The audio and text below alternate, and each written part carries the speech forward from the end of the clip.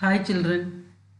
In our previous lesson, we talked about Shakespeare and his plays, the language he used those days, and how his plays became famous and a part of modern literature. Taking a lead from that lesson, today we are going to elaborate on play in general and compare plays with novels. Children, I don't know how many of you had a chance to witness a play on the stage, but I am sure most of you might have read novels or stories. In this class, we will discuss about novels and plays, what exactly they are and how they are different from each other. Look at this slide which has a glimpse of plays and novels. On the left upper corner, you can see a stage where the actions take place. Each actor will play his role.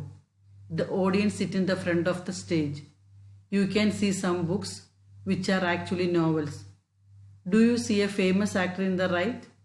Do you recognize him? Yes, he is the famous actor Charlie Chaplin.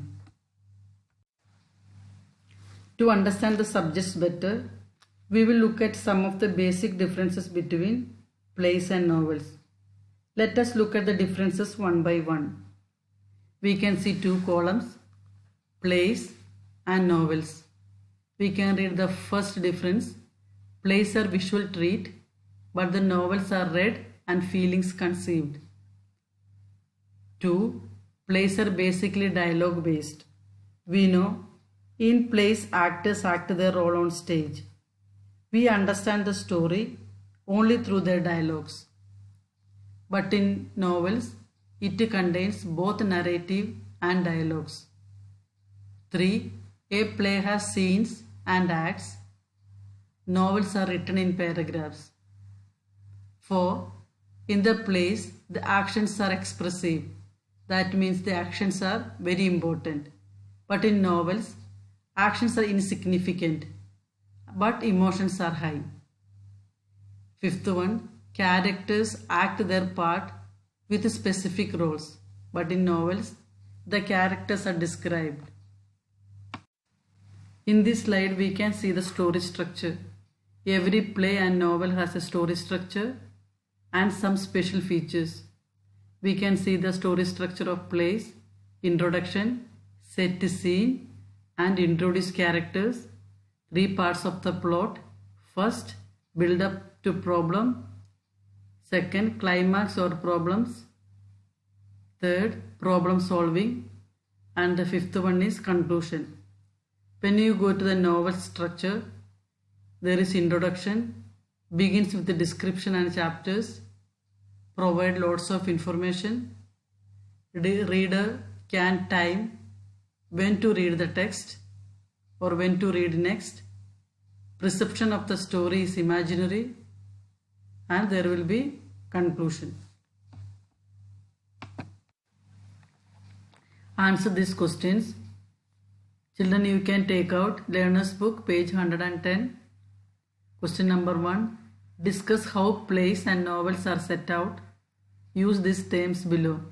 Children, you can see a box with some terms written there.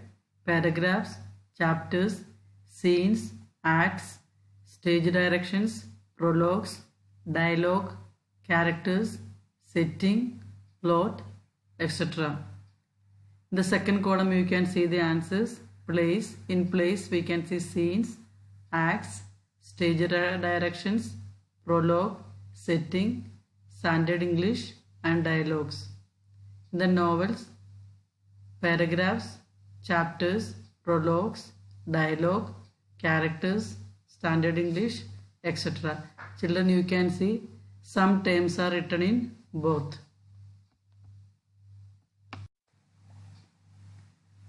Children, read page 111. In 111, you can see Julius Caesar Act 4, Scene 3, Brutus tent. You have to read so that you can write the answers below. Question number 1. 2 contractions are underlined in the text below. When you see the text, you will understand that. Question number A. What contraction do we use today instead of this word? Answer is it is. Question number B. Twixt is a contraction for which archaic word meaning between? The word is betwixt. Question number 4. Which two words make up the compound adjectives brimful?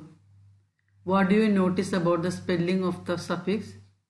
What word class are the two original words? Answer: brim noun and full adjective. The suffix loses one L when the words are joined.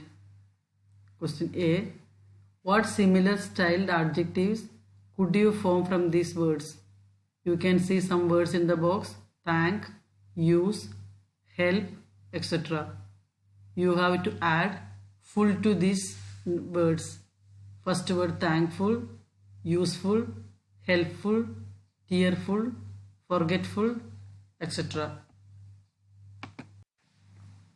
Question number B. Choose 2 or 3 of the adjectives and use them in sentences. It is a homework. Children, you can use any 3 of the adjectives from the previous slide and you can make your own sentences. Question number 5. What word ending in the modern English would you use instead of increaseth? Nowadays we don't use the word increaseth, we use the word increases. That means the ETH is changed into ES. Now we can see to the homework. Write the heading, plays and novels. Then write the glossary using a dictionary. You read the lesson and if you see any difficult words, find the meaning using a dictionary. 3. Write the question answer given in the video. Thank you, children.